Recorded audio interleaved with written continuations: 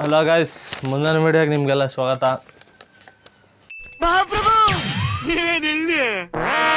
ಇವತ್ತು ಬಂದು ಮಾರ್ಕೆಟ್ಗೆ ಈಗ ತಾನೇ ಒಂದು 3-4 ಡೇಸ್ ಆಗಿದೆ ಅಷ್ಟೇ. ಒಂದು 3 ಡೇಸ್ ಆಗಿರ್ಬೋದು. ಪ್ರಾಡಕ್ಟ್ ಬಂದು ವಿವೋ Y400 ಅಂತ. ಜಸ್ಟ್ 3 ಡೇಸ್ ಆಗಿದೆ. ಒಂದೊಳ್ಳೆ ಮಾಡಲ್ಲ ಅಂತ ಅನ್ಬೋದು. ಫಸ್ಟ್ ವೀಡಿಯೋ ನೋಡ್ಕೊಂಡು ಬನ್ನಿ. ಎಲ್ಲ ಎಕ್ಸ್ಪ್ಲೇನ್ ಮಾಡೋದು ಇನ್ನೂ ತುಂಬ ಬಾಕಿ ಇದೆ. ಫಸ್ಟ್ ವೀಡಿಯೋ ನೋಡ್ಕೊಂಡು ಬಂದ್ಬಿಡಿ.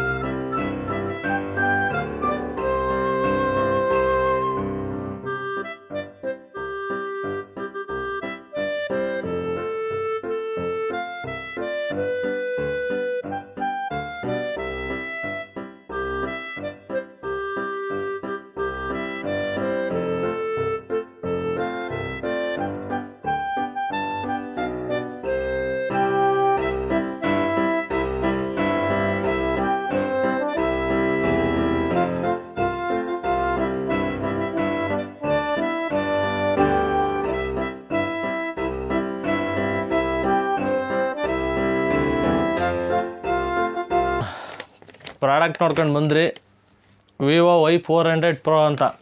ಈ ಕಣ್ಣಲ್ಲಿ ಇನ್ನೂ ಏನೇನು ನೋಡಬೇಕು. ಮಾರ್ಕೆಟ್ಗೆ ಈಗ ತಾನೇ ಒಂದು 3-4 ಡೇಸ್ ಆಗಿದೆ ಅಷ್ಟೇ. ಲಗ್ಗೆ ಇಟ್ಟು ಏನು ಕಮಾಲ್ ಮಾಡ್ತಾ ಇದೆ ಅಂತ ನೋಡಬೇಕು.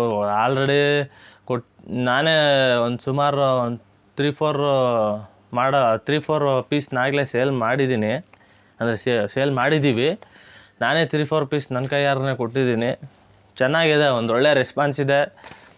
ವಿವೋದವರು ಅಂದರೆ ಎಲ್ಲ ಬ್ರ್ಯಾಂಡಿಂಗು ಕಾಂಪಿಟೇಷನ್ ಅಲ್ವಾ. ಈಗ ಯಾವ್ದು ಕಾಂಪಿಟೇಷನ್ ಇಲ್ಲ ಹೇಳಿ ಅಲ್ವಾ, ಎಲ್ಲ ಕಾಂಪಿಟೇಷನ್ನೇ. ವಿವೋದವರು ಏನೊಂದು 3 ಮಂತ್ಸು 2.5 ಮಂತ್ಸ್ಗೆಲ್ಲ ಒಂದು ಹೊಸ ಮಾಡಲ್ ತರ್ತಾರೆ. ಅವರೇ ಅಂತಲ್ಲ, ಎಲ್ಲ ಬ್ರ್ಯಾಂಡ್ಗಳು ಸೇಮೇ, ಕಾಂಪಿಟೇಷನ್ನೇ ಎಲ್ಲರೂ. ವಿಡಿಯೋ ನೋಡಿದ್ರಿ, ಮಾಡಲ್ ಬಂದು ಹೇಗಿದೆ ಅಂತ ನೀವು ಕಮೆಂಟಲ್ಲಿ ತಿಳಿಸಿ. ವಿವೋ Y400 Pro ತುಂಬ ಸ್ಲಿಮ್ ಆಗಿದೆ. ಮೊಬೈಲ್ನ ನೀವು ಹಿಡ್ಕೊಂಡ್ರೆ ಕೈಯಲ್ಲಿ ಮೊಬೈಲ್ ಹಿಡ್ದಿದ್ದೀನಿ ಅಂತಲೇ ನಿಮ್ಗೆ ಗೊತ್ತಾಗಲ್ಲ. ಅಷ್ಟೊಂದು ತುಂಬ ತಿನ್ನಾಗಿದೆ, ಅಂದರೆ ಅಷ್ಟೊಂದು ತುಂಬ ತೆಳ ಇದೆ. ನೀವು ಬ್ಯಾಕ್ ಪೌಚ್ ಹಾಕೋದ್ರೆ ಸಹಿತ ನಿಮಗೆ ಅದನ್ನ ಹಿಡ್ಕೊಂಡಿದ್ದೀನಿ ಅಂತಲೇ ಫೀಲ್ ಆಗಲ್ಲ ನಿಮಗದು. ಅಷ್ಟೊಂದು ಸಣ್ಣ ಇದೆ ಮೊಬೈಲು, ಅಷ್ಟೊಂದು ತಿನ್ನೆಸ್ ಇದೆ ಮೊಬೈಲು. ಸುಮಾರು ಜನಕ್ಕೆ ತಿಕ್ನೆಸ್ಗಿಂತ ತಿನ್ನೆಸ್ಸೇ ಆಲ್ಮೋಸ್ಟ್ ಇಷ್ಟ ಆಗೋದು ಅಂತ ಗೊತ್ತು. ಅಂದರೆ ತೂಕಕ್ಕಿಂತ ತೂಕ ಆಗಬಾರ್ದು, ಜಾಸ್ತಿ ವೆಯ್ಟೇ ಗೊತ್ತಾಗಬಾರ್ದು ಮೊಬೈಲು. ಅಷ್ಟೊಂದು ಸ್ಲಿಮ್ ಇರಬೇಕು, ಸಣ್ಣ ಇರಬೇಕು ಅಂತ ಎಕ್ಸ್ಪೆಕ್ಟ್ ಮಾಡೋರೇ ಜಾಸ್ತಿ ಇರೋದ್ರಿಂದ ನಮ್ಮ ಜನಗಳು. ಸೊ ಇದೊಂದು ಒಳ್ಳೆ ಬೆಸ್ಟ್ ಪ್ರಾಡಕ್ಟ್ ಆಗ್ಬೋದು ಮಾರ್ಕೆಟಲ್ಲಿ ಅಂತ ನನ್ನ ಅನಿಸಿಕೆ. ಏಕೆಂದರೆ ಕೈಲೇ ನಾನು ಹಿಡ್ಕೊಂಡು ಎಲ್ಲ ಡೆಮೋ ನೋಡಿ ಸೇಲು ಮಾಡಿರೋದ್ರಿಂದ ಒಂದೊಳ್ಳೆ ಅನುಭವ. ಯಾಕೆಂದರೆ ತುಂಬ ತಿನ್ನಾಗಿದೆ, ಸಖತ್ ಆಗಿದೆ, ಚೆನ್ನಾಗಿದೆ. ಓಕೆ, ಈಗ ಜಾಸ್ತಿ ಕುಯ್ತಾ ಇದೀನಿ ಅಂತ ಅನ್ಸ್ಬೋದು. ಮಂಚಿ ಡೈಲಾಗ್ ಹೇಳ್ಬಿಟ್ಟು ಹೋಗ್ತಾ ಇದ್ದಾನೆ. ಕುಯ್ಯಲ್ಲ, ಸ್ಟ್ರೈಟ್ ಮ್ಯಾಟ್ರಿಗೆ ಬಂದ್ಬಿಡ್ತೀನಿ. ಇದು ನಿಮಗೆ ಪ್ರೈಸ್ ಬಂದು ನಿಮಗೆ 2 ಪ್ರೈಸ್ ವೇರಿಯಂಟಲ್ಲಿ ಲಾಂಚ್ ಆಗುತ್ತೆ. ಒಂದು 24,999 ಆದರೆ ಇನ್ನೊಂದು 26,999. 8,128 ಬಂದು ನಿಮಗೆ 24,999 ಆದರೆ 8,256 ಬಂದು ನಿಮಗೆ 26,999 ಆಗುತ್ತೆ. ಕಲರ್ ಬಂದು ನಿಮಗೆ 3 ಕಲರಲ್ಲಿ ಅವೈಲಬಲ್ ಇರುತ್ತೆ ಸ್ಟಾಕು. ನಿಮಗೆ ಮಾರ್ಕೆಟಲ್ಲಿ 3 ಕಲರಲ್ಲಿ ಅವೈಲಬಲ್ ಇರುತ್ತೆ. ಒಂದು ಫೆಸ್ಟ್ ಗೋಲ್ಡ್ ಅಂತ ಒಂದು ಕಲರ್ ಆದರೆ, ನೆಬುಲಾ ಪರ್ಪಲ್ ಅಂತ ಒಂದು ಕಲರು, ನೆಕ್ಸ್ಟ್ ಕಲರ್ ಬಂದು ಫ್ರೀ ಸ್ಟೈಲ್ ವೈಟ್ ಅಂತ.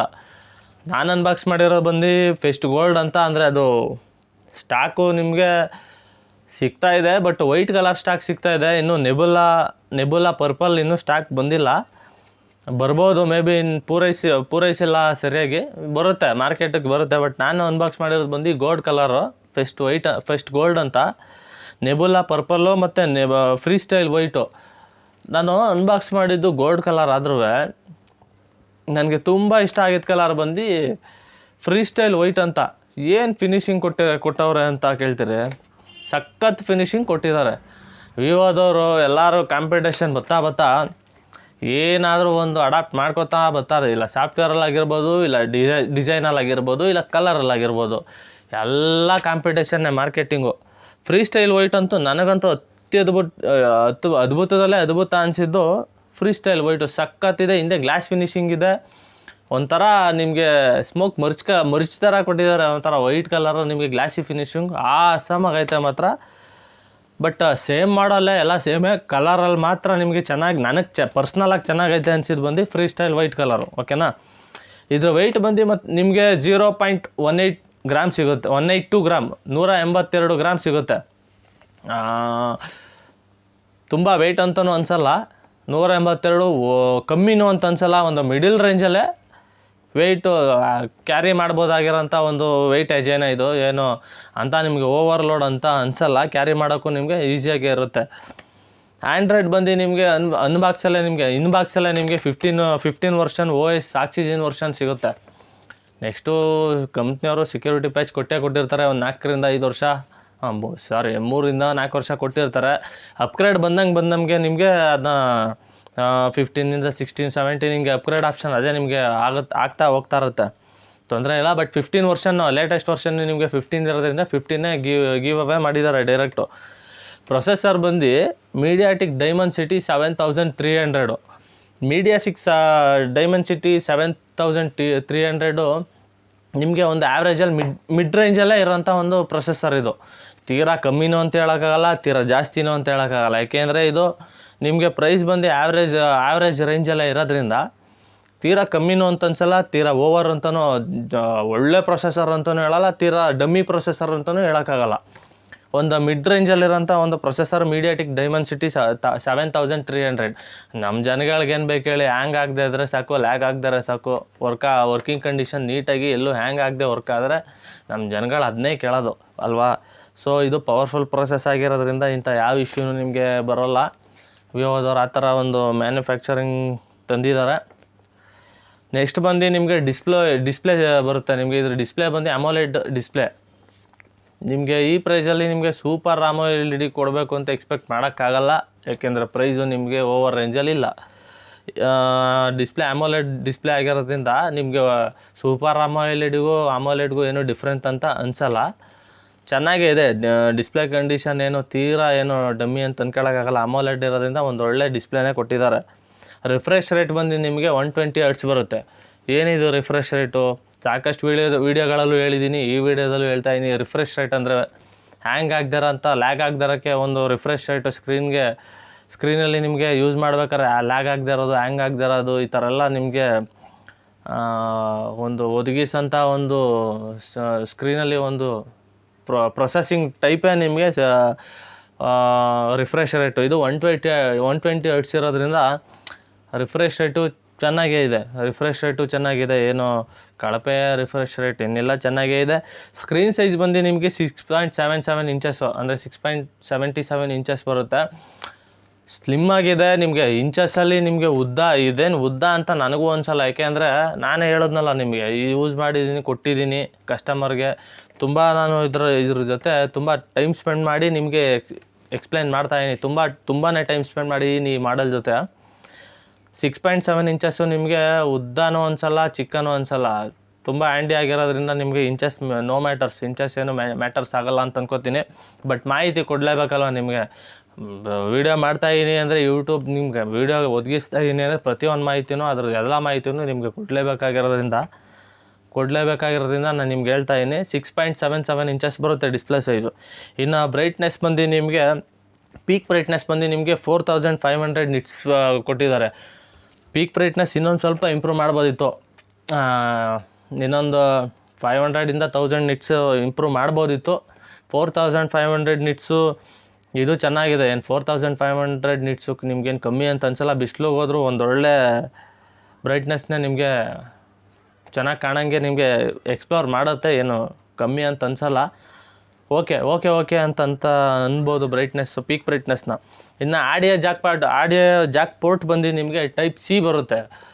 ಪ್ರತಿ ವಿಡಿಯೋಲೂ ಹೇಳ್ತಾ ಇದ್ದೀನಿ ನಿಮಗೆ, ನಾನು ಯಾವುದೇ ವಿಡಿಯೋ ಮಾಡಿದ್ರೆ ಯಾವುದೇ ಮಾಡಲ್ ಬರಲಿ ಇಂಚಿಂಚು ಮಾಹಿತಿ ಕೊಡಬೇಕಾಗಿರೋದ್ರಿಂದ ಕೊಡ್ತಾ ಇದ್ದೀನಿ. ಪ್ರತಿ ಮಾಡಲ್ಗೂ ಬರೋದು ಸಿ ಟೈಪೇ. ಈಗೇನು ಎಲ್ಲ ಮಾಡಲ್ಗೂ ಎಬೋ 10K ಅಂತ ಹೇಳಿದ್ದೀನಿ ಹಿಂದಿನ ವೀಡಿಯೋಗಳಲ್ಲಿ. ಈ ವಿಡಿಯೋಲಿ ಹೇಳ್ತಾ ಇದ್ದೀನಿ 10,000 ಮೇಲ್ಪಟ್ಟು ಯಾವುದೇ ಒಂದು ಮಾಡಲ್ಗಾದರೂ ನಿಮಗೆ ಟೈಪ್ ಸಿನೇ ಬರೋದು, ಚಾರ್ಜರ್ ಜಾಕ್ ಪೋರ್ಟು. ಓಕೆನಾ. ಇನ್ ಡಿಸ್ಪ್ಲೇ ಫಿಂಗರ್ ಇದರಲ್ಲಿ ಬಂದು ನಿಮಗೆ ಸೆಕ್ಯೂರಿಟಿ ಬಂದು ನಿಮಗೆ ಇನ್ ಡಿಸ್ಪ್ಲೇ ಫಿಂಗರ್ ಸಿಗುತ್ತೆ. In display finger, face unlock, pattern lock ಇವೆಲ್ಲ ಕಾಮನ್ ಥಿಂಗ್ಸು. ಬಟ್ ಈ ಇನ್ ಡಿಸ್ಪ್ಲೇ ಫಿಂಗರು ಕೊಡಲೇಬೇಕಾಗಿರೋಂಥ ಪರಿಸ್ಥಿತಿ. ಯಾಕೆಂದರೆ ಈ ಪ್ರೈಸಲ್ಲಿ ಇತ್ತೀಚೆಗೆ ಈ ಪ್ರೈಸಲ್ಲಿ ಇದಕ್ಕಿಂತ ಕಮ್ಮಿ ಪ್ರೈಸಲ್ಲೂ ನಿಮಗೆ ಇನ್ ಡಿಸ್ಪ್ಲೇ ಫಿಂಗರು ತುಂಬ ಮೊಬೈಲ್ಗಳೆಲ್ಲ ತುಂಬ ಮಾಡಲ್ಗಳಲ್ಲಿ ಅವೈಲಬಲ್ ಇದೆ. ಇವರು ಕೊಟ್ಟಿದ್ದಾರೆ ಇನ್ ಡಿಸ್ಪ್ಲೇ ಫಿಂಗರು, ಒಂದೊಳ್ಳೆ ವಿಷಯನೇ. ಇನ್ನು 2 sim slot nano sim slot ಆಗಿರುತ್ತೆ. ಈ ಡ್ಯುಯಲ್ ಸಿಮ್ 5Gನೇ, ಡ್ಯುಯಲ್ ಸ್ಲಾಟು ನ್ಯಾನೋ ಸಿಮ್ಮೇ ಆಗಿರೋದ್ರಿಂದ ನಿಮಗೆ ಡ್ಯುಯಲ್ 5Gನೇ ಆಗಿರುತ್ತೆ. 2 ಸಿಮ್ಮು ನ್ಯಾನೋ ಸಿಮ್ಮೇ ಆಗಿದೆ, ಏನು ತೊಂದರೆ ಇಲ್ಲ. ಬ್ಲೂಟೂತು 5.4 ವರ್ಷನ್ ಕೊಟ್ಟಿದ್ದಾರೆ. ಕಾಂಪಿಟೇಷನ್ ಕೊಡ್ತಾ ಇದ್ದಾರೆ ಎಲ್ಲ ಮಾಡಲಲ್ಲೂ. ಅಂದಮೇಲೆ ವಿವೋದವರು 6.0 ವರ್ಷನ್ ಕೊಡ್ಬೋದಿತ್ತು ಬ್ಲೂಟೂತ್ ವರ್ಷನ್ನು. 5.4 ಕೊಟ್ಟಿದ್ದಾರೆ. ನನ್ನ ಪ್ರಕಾರ ಸಾಫ್ಟ್ವೇರ್ ಪ್ಯಾಚಸ್ ಅಪ್ಡೇಟ್ ಮಾಡ್ದಂಗೆ ನಿಮಗೆ ಇದು ಅಪ್ಡೇಟ್ ಸಿಗುತ್ತೆ ಅಂತ ಭಾವಿಸಿದ್ದೀನಿ. 5.4 ಕಮ್ಮಿ ಆಯಿತು, 6.0 ಕೊಡ್ಬೋದಿತ್ತು. ಮತ್ತು ರೇರ್ ಕ್ಯಾಮ್ರಾ ಬಂದು ನಿಮಗೆ 2 ಲೆನ್ಸ್ ಬರುತ್ತೆ. ಒಂದು ಫ್ಲ್ಯಾಶ್ ಬಂದರೆ ನಿಮಗೆ 2 ಲೆನ್ಸ್ ಬರುತ್ತೆ. ನನ್ನ ಪ್ರಕಾರ 2 ಸೋನಿ ಲೆನ್ಸೇ ಯೂಸ್ ಮಾಡಿದ್ದಾರೆ. 50 MP + 2 MP ಅಂದರೆ ನಿಮಗೆ 50 MP ಬಂದು ನಿಮಗೆ ಓವರಾಲು ನಿಮಗೆ ಪಿಕ್ಚರ್ ಕ್ವಾಲಿಟಿ ರೆಸಲ್ಯೂಷನ್ನ ಪ್ರೊಡ್ಯೂಸ್ ಮಾಡೋಕ್ಕಾದ್ರೆ, ಇನ್ನೊಂದು 2 MP ಬಂದು ನಿಮಗೆ ವೈಡ್ ಆ್ಯಂಗಲ್ನ ಕ್ಯಾಪ್ಚರ್ ಮಾಡೋಕ್ಕೆ. ನಿಮಗೆ ವೈಡ್ ಆ್ಯಂಗಲ್ನ ಕ್ಯಾಪ್ಚರ್ ಮಾಡೋಕ್ಕೋಸ್ಕರ ನಿಮಗೆ 2 MP ಎಕ್ಸ್ಟ್ರಾ ಕೊಟ್ಟಿದ್ದಾರೆ. 50 + 2 MP 52 MP ಸಿಗುತ್ತೆ ನಿಮಗೆ ರೇರ್ ಕ್ಯಾಮ್ರಾ. ಮತ್ತು ಅದೇ ರೇರ್ ಫ್ಲ್ಯಾಶ್ ಬರುತ್ತೆ. ಒಂದು ರಿಂಗ್ ಟೈಪಲ್ಲಿ ಒಂದು ರೇರ್ ಫ್ಲ್ಯಾಶ್ ಬರುತ್ತೆ, 2 ಲೆನ್ಸ್ ಬರುತ್ತೆ. ಮತ್ತು ನಿಮಗೆ ಇದು MP4 ರೆಕಾರ್ಡಿಂಗ್ ಫಾರ್ಮೆಟ್ ಬರುತ್ತೆ. 4K ಕೊಟ್ಟಿದ್ರೆ ಚೆನ್ನಾಗಿರ್ತಿತ್ತು. ಈ ಮಾಡಲ್ಗೆ ನನಗೆ ಈ ವಿಚಾರದಲ್ಲಿ ಇದೊಂದು ಸ್ಯಾಟಿಸ್ಫ್ಯಾಕ್ಷನ್ ಆಗಲಿಲ್ಲ. 4K ರೆಕಾರ್ಡಿಂಗ್ ಕೊಟ್ಟಿದ್ರೆ ಚೆನ್ನಾಗಿರ್ತಿತ್ತು. ಬಟ್ MP4 ರೆಕಾರ್ಡಿಂಗ್ ಫಾರ್ಮೆಟ್ ಕೊಟ್ಟಿದ್ದಾರೆ. ಓಕೆ, ಇದೇನು ಕಳಪೆ ಅಂತ ಅನ್ನೋಕ್ಕಾಗಲ್ಲ, ಅದು ಚೆನ್ನಾಗಿದೆ. ಫ್ರಂಟ್ ಕ್ಯಾಮ್ರಾ ಬಂದು ನಿಮಗೆ 32 MP ಸೆಲ್ಫಿ ಕ್ಯಾಮ್ರಾ ಸಿಗ್ತಾಯಿದೆ. 32 MP ಇದು ಮೋಸ್ಟ್ ನಮ್ಮ ಹುಡುಗರಿಗೆಲ್ಲ ಅಷ್ಟೇನು ಕ್ಯಾಮ್ರಾ ಇಂಪಾರ್ಟೆಂಟ್ ಆಗೋಲ್ಲ. ಕ್ಯಾಮ್ರಾ ಬಗ್ಗೆ ನಾವು ಅಷ್ಟೇನು ಒತ್ತು ಕೊಡೋಲ್ಲ. ಅದೇನಿದ್ರು ಪಾಪ ನಮ್ಮ ಲೇಡೀಸ್ಗಳಿಗೆ ಜಾಸ್ತಿ ತುಂಬ ಮೇಜರ್ ಇಂಪಾರ್ಟೆಂಟು ಯಾವ್ದು ಇಷ್ಟನೋ ಇಲ್ವೋ ಗೊತ್ತಿಲ್ಲ ಅವ್ರಿಗೆ. ಕ್ಯಾಮ್ರಾದಲ್ಲಂತೂ ನೋ ಕಾಂಪ್ರಮೈಸ್. ಫಸ್ಟು ಯಾರೇ ಒಬ್ಬರು ಲೇಡೀಸ್ ಬಂದರೂ ಫಸ್ಟ್ ನೋಡೋದೇ ಕ್ಯಾಮ್ರಾ. Selfie rare. ಕ್ಯಾಮ್ರಾ ಜಾಸ್ತಿ ಯೂಸ್ ಮಾಡೋದ್ರಿಂದ ನಮಗೇನೋ ಹುಡುಗರಿಗೆ ಅಷ್ಟೇನು ಕ್ಯಾಮ್ರಾ ಕೇಳಬೇಕು, ಸ್ಪೆಸಿಫಿಕೇಷನ್ ಕ್ಯಾಮ್ರಾದ ಎಕ್ಸ್ಪ್ಲೈನ್ ಮಾಡಬೇಕು ಅಂತೇನಿಲ್ಲ. ಯಾವುದೇ ಶೋರೂಮ್ಗೆ ಹೋದ್ರೂ ನಾವು ಕ್ಯಾಮ್ರಾ ಕೇಳಲ್ಲ. ನಾವು ಕೇಳೋದೇ ರ್ಯಾಮು, ರೋಮು, ಹ್ಯಾಂಗ್ ಆಗಬಾರ್ದು, ಇದಾಗಬಾರ್ದು ಅಂತಲೇ ಎಲ್ಲ ಮೋಸ್ಟ್ ಆಫ್ ಆಲ್ ನಾವು ಹುಡುಗರು ಕೇಳೋದು. ಬಟ್ ಹುಡುಗಿರ ಪಾಯಿಂಟ್ ಆಫ್ ವ್ಯೂವಲ್ಲಿ ಹೇಳ್ಬೇಕು, ಮತ್ತು ಹೇಳಲೇಬೇಕಾಗಿರೋದ್ರಿಂದ ಫ್ರಂಟ್ ಕ್ಯಾಮ್ರಾ ನಿಮಗೆ 32 MP ಸಿಗ್ತಾಯಿದೆ. 32 MP ಒಂದೊಳ್ಳೆ ಕ್ಯಾಮ್ರಾನೇ. ಸೋನಿ ಲೆನ್ಸ್ ಕ್ಯಾಮ್ರಾ ಯೂಸ್ ಮಾಡಿರೋದ್ರಿಂದ ಒಳ್ಳೆ ಪಿಕ್ಚರ್ ಕ್ವಾಲಿಟಿನೇ ಸಿಗುತ್ತೆ ನಿಮಗೆ. ಚೆನ್ನಾಗಿ ಬರುತ್ತೆ, ನನ್ನ ಪ್ರಕಾರ ಚೆನ್ನಾಗಿ ಬರುತ್ತೆ. ನಿಮಗೆ ವೀಡಿಯೋಲ್ಲೂ ತೋರಿಸಿದ್ದೀನಿ, ನಾನು ಪರ್ಸ್ನಲಾಗೂ ಯೂಸ್ ಮಾಡಿದ್ದೀನಿ. ಒಂದು ಸ್ವಲ್ಪ ಹೊತ್ತು ಹಿಡ್ಕೊಂಡು ಅದನ್ನ ಯೂಸ್ ಮಾಡಿದ್ದೀನಿ. ಚೆನ್ನಾಗಿದೆ ಫ್ರಂಟ್ ಕ್ಯಾಮ್ರಾ, ಏನು ನಿಮಗೆ ಕಳಪೆ ಅಂತ ಅನಿಸಲ್ಲ. ಓಕೆ, ಬ್ಯಾಟ್ರಿ ನಿಮಗೆ 5500 mAh ಕೊಟ್ಟಿದ್ದಾರೆ. ಒಂದು ಗುಡ್ ಕ್ವಾಲಿಟಿ ಬ್ಯಾಟ್ರಿನೇ ಅಂತ ಅನ್ಬೋದು. ಲಿಥಿಯಮ್ ಉಪಯೋಗಿಸಿ ಮಾಡಿರೋಂಥ ಬ್ಯಾಟ್ರಿ 5500 mAh ಕಮ್ಮಿ ಏನಲ್ಲ. Minimum 5000 mAh. 5000 mAh ಮೇಲೆ ನಿಮಗೆ ಅಪ್ ಟು 7500 mAh ಲಾಸ್ಟ್ ಇರೋದು ನನ್ನ ಪ್ರಕಾರ. ಪ್ರೆಸೆಂಟಲ್ಲಿ 5500 ನಿಮಗೆ ಏನು ಕಮ್ಮಿ mAh ಬ್ಯಾಟ್ರಿ ಅಂತ ಏನು ಅನ್ಸಲ್ಲ. ಒಂದು ಒಳ್ಳೆ ಗುಡ್ ಕ್ವಾಲಿಟಿ ಬ್ಯಾಟ್ರಿನೇ. ನಿಮ್ಮ ಯೂಸೇಜ್ ಮೇಲೆ ಬಿಟ್ಟಿರುತ್ತೆ. ಅದನ್ನ ಅರ್ಧ ಗಂಟೆಯಲ್ಲಿ ಖಾಲಿ ಮಾಡೋಕ್ಕಾಗೋದು, ನೀವೇ 1 hour ಖಾಲಿ ಮಾಡೋಕ್ಕಾಗೋದು, ನೀವೇ 1 ದಿನ ಬರ್ಸ್ಕೊಳ್ಳೋಕೆ ಆಗೋದು ನಿಮ್ಮ ಕೈಲೇ ಇದೆ. 1.5 ದಿನ ಬರ್ಸ್ಕೊಳ್ಳೋ ಕೆಪಾಸಿಟಿನೂ ನಿಮ್ಮ ಕೈಲೇ ಇದೆ. ಬಟ್ 5500 ಬ್ಯಾಟ್ರಿ ಒಂದು ಮಿಡ್ ರೇಂಜ್ ಬ್ಯಾಟ್ರಿ ಅಂತಲೇ ಹೇಳ್ಬೋದು. ಚೆನ್ನಾಗಿದೆ ಬ್ಯಾಟ್ರಿಲಿ, ಏನು ಕಾಂಪ್ರಮೈಸ್ ಮಾಡಿಲ್ಲ. ವಿವೋದವರು ಚೆನ್ನಾಗೇ ಕೊಟ್ಟಿದ್ದಾರೆ. ಚಾರ್ಜಿಂಗ್ ಬಂದರೆ ನಿಮಗೆ ಚಾರ್ಜಿಂಗ್ ಕೇಬಲ್ಲು ಮತ್ತು ಚಾರ್ಜಿಂಗ್ ಅಡಾಪ್ಟರ್ ಬರೋದಾದರೆ ನಿಮಗೆ 90 ವ್ಯಾಟ್ ಫ್ಲ್ಯಾಶ್ ಚಾರ್ಜ್ ಕೊಟ್ಟಿದ್ದಾರೆ.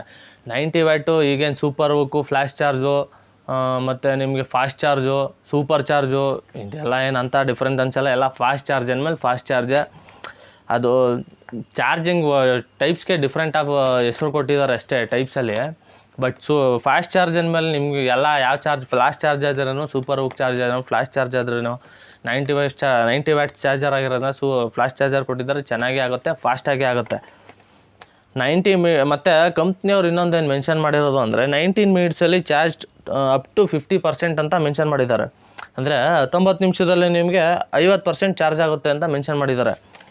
ಬೇರೆ ಕಂಪ್ನಿ ಎಲ್ಲ ನಿಮಗೆ ಅದೇ ಒಂದು ಕಾಲು ಗಂಟೆ 15 ಮಿನಿಟ್ಸಲ್ಲಿ 50% ನಿಮ್ಗೆ ಚಾರ್ಜ್ ಆಗುತ್ತೆ ಅಂತ ಕೊಟ್ಟರೆ, ಇವರೇನೋ ಹೊಸದಾಗಿ ಒಂದು 4 ನಿಮಿಷ ಎಕ್ಸ್ಟ್ರಾ ತಗೊಬಿಟ್ಟವ್ರೆ. 19 ಮಿನಿಟ್ಸಲ್ಲಿ 50% ಚಾರ್ಜ್ ಆಗುತ್ತೆ ಅಂತ ಮೆನ್ಷನ್ ಮಾಡಿದ್ದಾರೆ. ಬಿಲ್ಡ್ ಕ್ವಾಲಿಟಿಗೆ ಯೂಸ್ ಮಾಡಿರೋಂಥ ಬಾಡಿ ಮೆಟೀರಿಯಲ್ ಬಂದು ನಿಮಗೆ ABS ಪ್ಲಾಸ್ಟಿಕ್ ಅಂತ ಬರುತ್ತೆ. ABS ಪ್ಲಾಸ್ಟಿಕ್ ಅಂದರೆ ಅದಕ್ಕೆ ಅದರದ್ದೊಂದು ಪ್ಲಾಸ್ಟಿಕಲ್ಲೇ ಒಂದು ಮೆಥಡ್, ಅದು ಅಂದರೆ ಒಂದು ಟೈಪ್ಸ್ ಪ್ಲಾಸ್ಟಿಕ್, ಅದು ABS ಪ್ಲಾಸ್ಟಿಕ್ ಅಂತ.